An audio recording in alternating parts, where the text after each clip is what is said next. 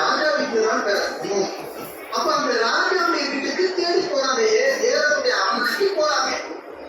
அவருடைய வருடாரத்துக்கு நட்சத்திரத்தை விட்டுட்டு அவருடைய மனசு சொந்தத்தோடு போறாங்க. ஆனா போகும்போது என்ன நடக்குது, அந்த ராஜாவுக்கு அதிர்ச்சியான சம்பவம் நடக்கும். அந்த அதிர்ச்சி கால் பண்ணு.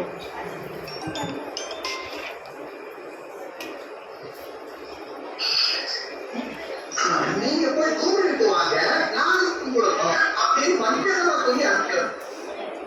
இப்ப இவங்க வர்றாங்க, வந்து பார்த்தா குழந்தைய சத்திரத்துல போட்டுருக்காங்க, குழந்தைய கடத்தி இருக்கிறாங்க.